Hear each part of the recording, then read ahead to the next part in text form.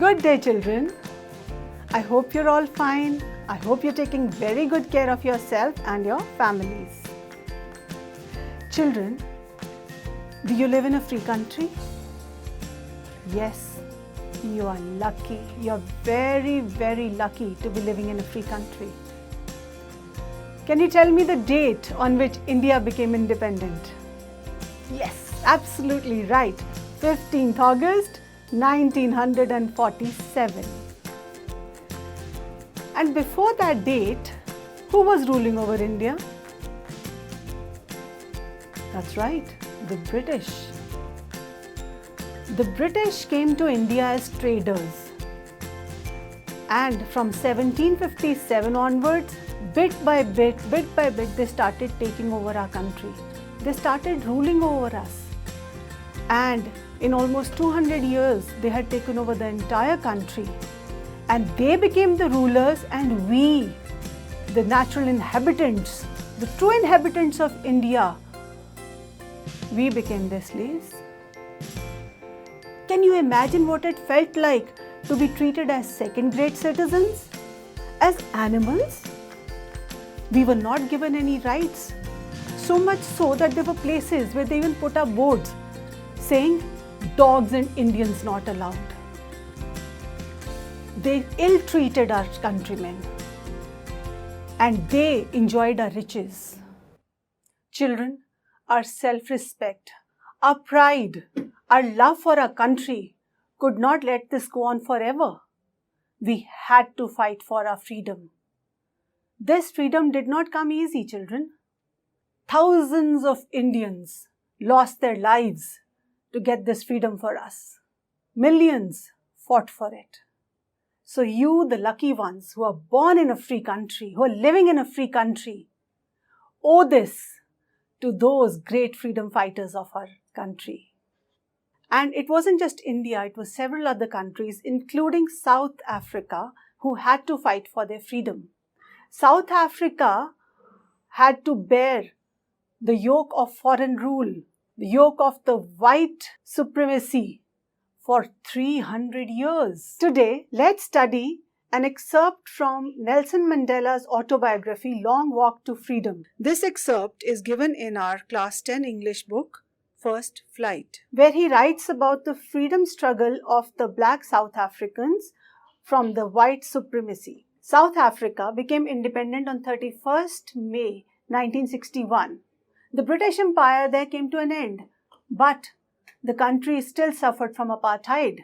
This is a political system which separates people based on race. The white people started ruling over the blacks.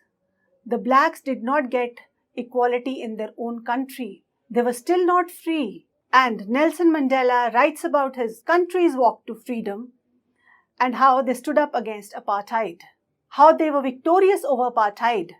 Now let's read the lesson. Nelson Mandela was a South African anti-apartheid revolutionary, political leader, and social worker. He was also a great philanthropist. He was born on 18th July 1918 in South Africa. He died on the 5th of December in 2013. Mandela and his African National Congress spent a lifetime fighting against apartheid. Mandela had to spend 27 years in prison.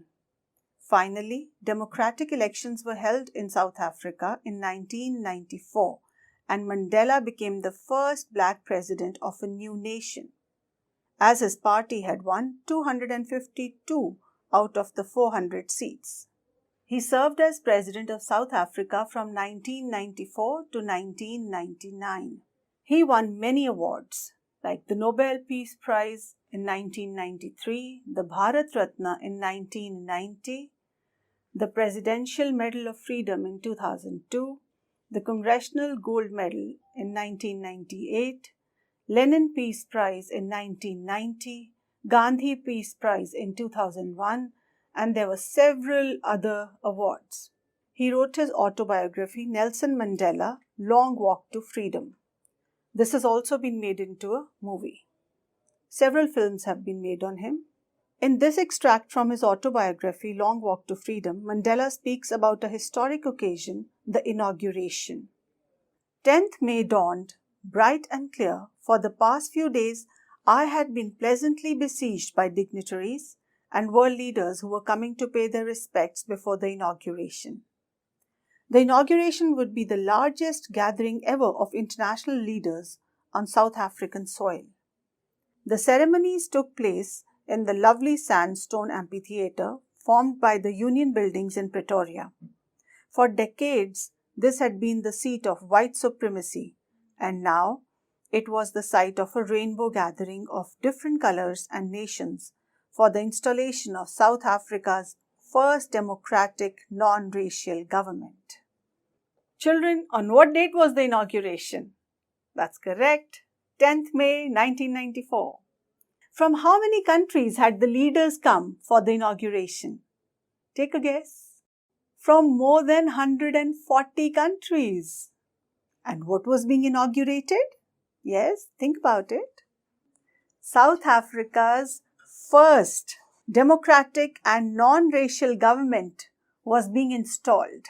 The blacks in South Africa, the original inhabitants of South Africa, the natives, had lived under the yoke of the British for more than 300 years, and then they had suffered under apartheid. So finally, they were getting their own democratic form of government.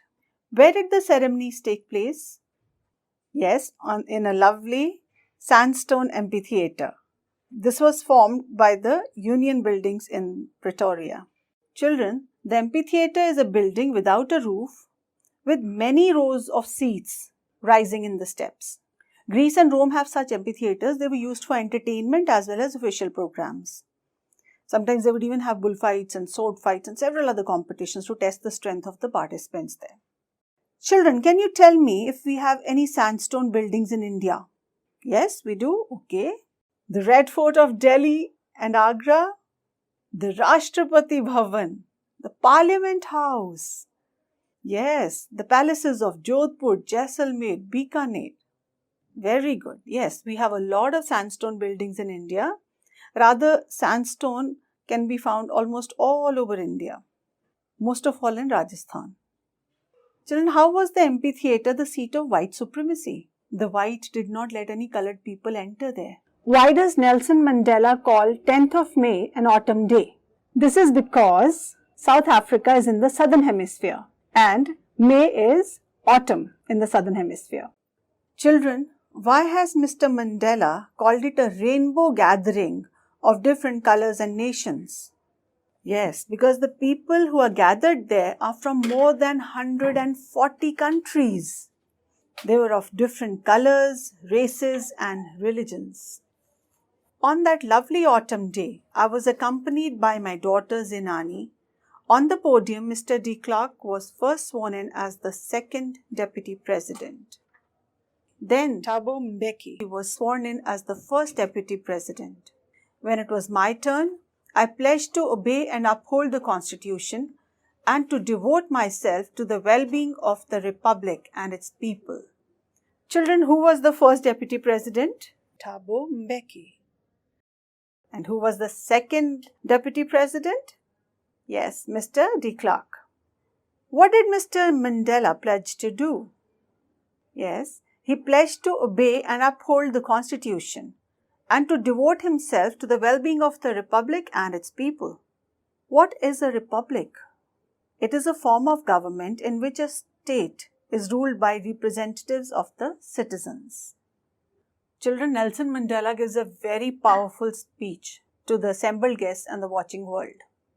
He said, "Today, all of us do, by our presence here, confer glory and hope to newborn liberty.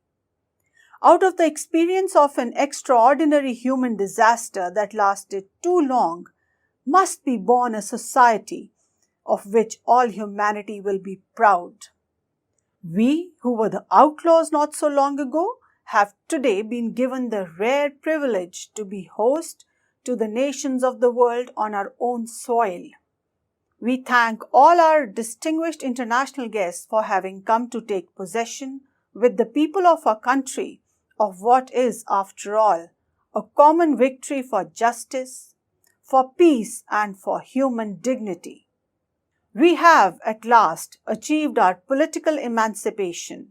We pledge ourselves to liberate all our people from the continuing bondage of poverty, deprivation, suffering, gender, and other discrimination. Never, never, and never again shall it be that this beautiful land will again experience the oppression of one by another. The sun shall never set on so glorious a human achievement. Let freedom reign. God bless Africa. What is the extraordinary human disaster, and for how long has it lasted?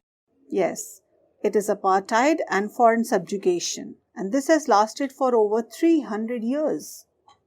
Mr. Mandela says we who were the outlaws. What does he mean by this? Yes, this can be taken in two ways. That they as revolutionaries were considered as outlaws by the government, and they as South Africans were also considered as outlaws by the other countries because of their policy of apartheid. But now, since apartheid is over, everyone has equality, they have gained acceptance, and the revolutionaries are going to be the new leaders of the country. Children, what are the ideals that he sets for the future of South Africa? Right, they have already achieved political emancipation, political freedom. But he feels that they have to do away with all kinds of discrimination, that they have to free themselves of the poverty, of deprivation, of suffering, and of gender discrimination. Children, do you ever feel gender discrimination at home or in society? Do you ever feel that the boys are being favored more or the girls are being favored more? And most of all, the third gender, do you see them being discriminated against ever? Think about it, children. Mr. Mandela says the sun shall never set on so glorious a human achievement. What does he mean by this? Yes, that this freedom will never come to an end. Children, what does Mr. Mandela thank the international leaders for? Yes, for being a part of the inauguration ceremony. He thanks them for having come to take possession with the people of Africa for what is, after all, a common victory for justice, for peace, and for human dignity. So, how was justice won? Yes, it was a huge revolutionary effort. A lot of people gave up their lives for this. And why were they fighting against the whites? Yes, because the whites were oppressing the blacks. So they had to fight for human dignity, for equality, for justice, to be treated at par with everyone else, for their rights, because they were the natives of South Africa. They should not have been treated as second-grade citizens. A few moments later, we all lifted our eyes in awe as a spectacular array of South African jets, helicopters, and troop carriers roared in perfect formation over the Union buildings. It was not only a display of pinpoint precision and military force, but a demonstration of military's loyalty to democracy, to a new government that had been freely and fairly elected. Only moments before, the highest generals of the South African Defence Force and police, their chests bedecked with ribbons and medals from days gone by, saluted me and pledged their loyalty. I was not unmindful of the fact that not so many years before, they would not have saluted but arrested me. Finally, a chevron of Impala jets left a smoke trail of the black, red, green, blue, and gold of the new South African flag. Children, the word democracy has its root in two Greek words, demos and kratos. So demos means people and kratos means rule. So democracy is the rule of the people. Democracy is a form of government in which the people have the authority to choose their own government. So it can be called the government by the people, of the people, and for the people. So what are they celebrating in South Africa? They are celebrating the rule of democracy there. Here the military is putting up a beautiful display. What does the beautiful display by the military in the form of South African jets, helicopters, and troop carriers roaring in perfect formations signify?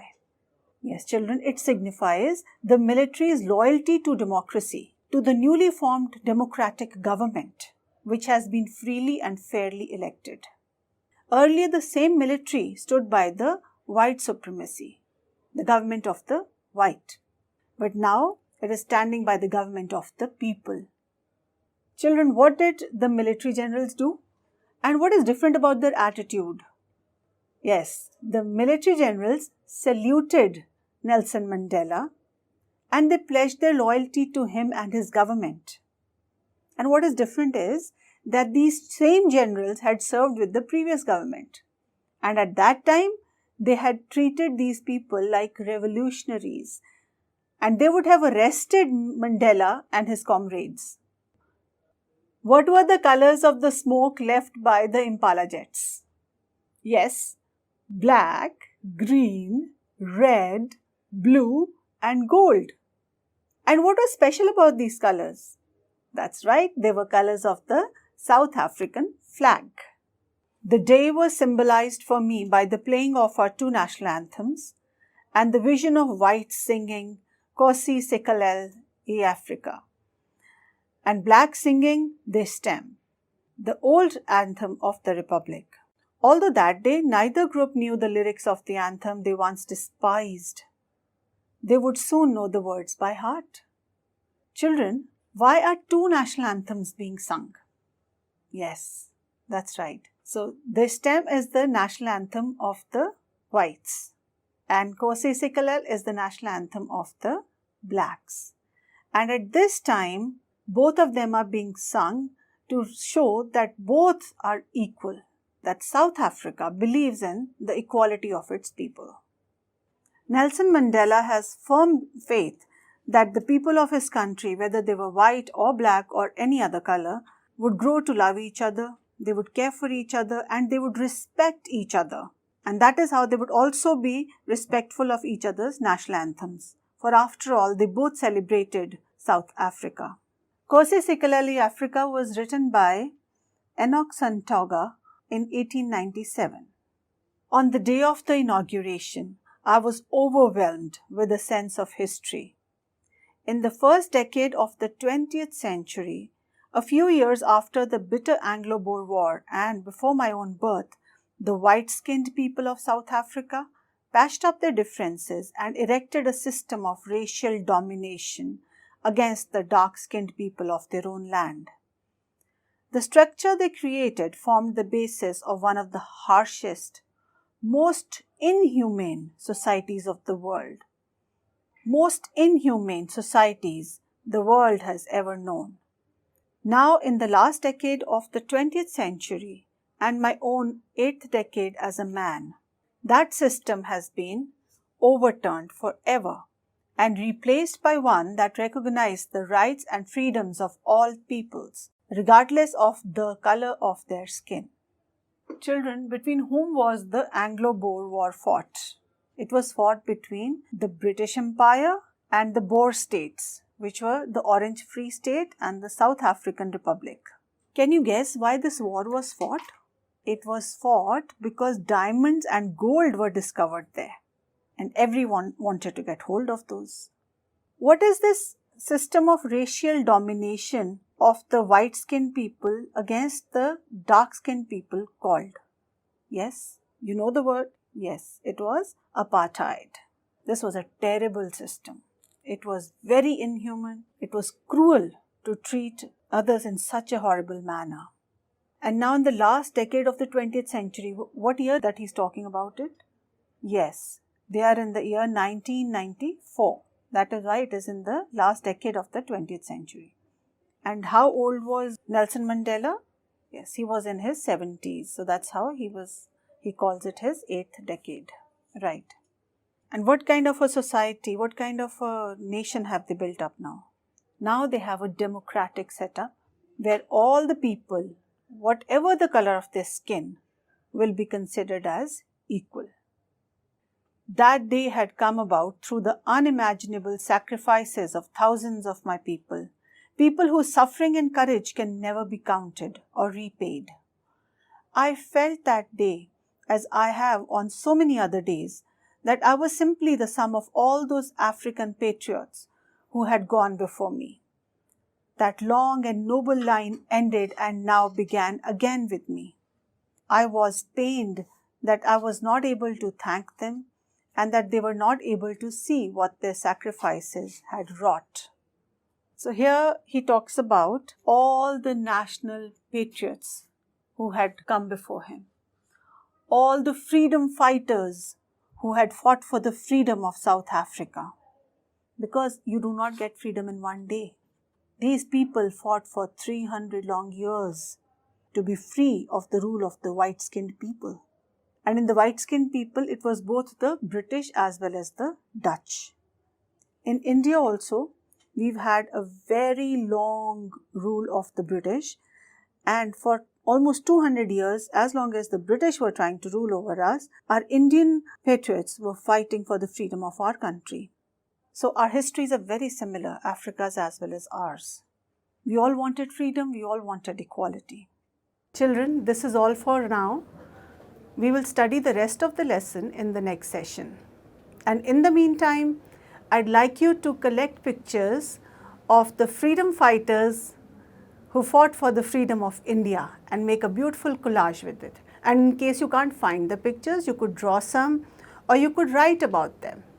But yes, I would like you to do some research on the freedom fighters of India.